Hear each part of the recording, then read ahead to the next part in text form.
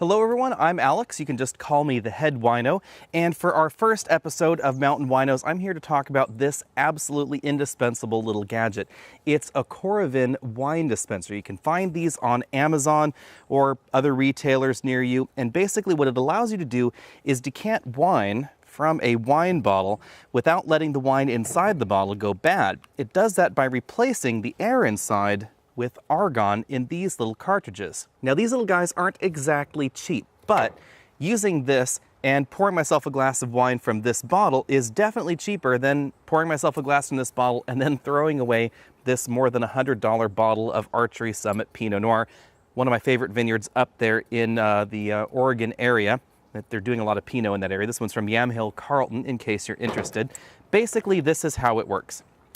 I take my Coravin widget. There is an argon cartridge in this back handle area. It goes right in there. And I put some argon in the needle first, make sure there's no air in there.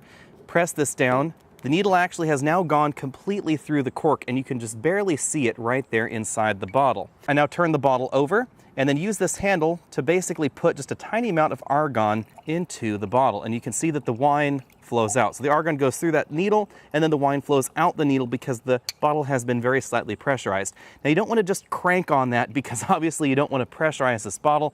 It's not meant to handle pressure, so it could break. Coravin has some ridiculous bag that you're supposed to put on the bottle. I think that's a little bit silly. Now we just pull the needle right back out of there, and then you clean the nozzle by tapping on the argon. You can also run water back through the nozzle down there if you want it to be really, really clean before you decant your next bottle. Yep, just as lovely as I remembered it. Now, this little widget is a lot handier than I initially thought it would be because I'd been thinking about buying one for ages, and then I finally broke down and spent about $120 or so on it. Before I had one of these little guys, when we opened a bottle of wine, either we'd have to drink the whole thing or we'd end up putting it in the vinegar bin and make vinegar out of a really expensive bottle, or you could only open one bottle at a sitting. And that's the other thing this little widget is really great for, because if I wanted to do a parallel tasting, and I for some reason wanted to taste this Le Cupole Tirorno, I'm sure you will tell me how that's pronounced down there in the comment section below. It's an Italian Rosso Toscana, El Cupole Trinoro, Le Cupole Trinoro, Le Cupole Trinoro. That's probably it. I don't know. Again, let me know down there. Anyway, you can stab right through the foil on most bottles, although it will dull the needle over time. So we can just pop that right through there, grab another glass, line that up. And now we have a nifty little vertical there. We have a Pinot from Oregon and a nice Italian one there. And say I wanted to move on later and have some Reisling for dessert. Clean out my little nozzle, move on over. And now I have a Reisling from Germany.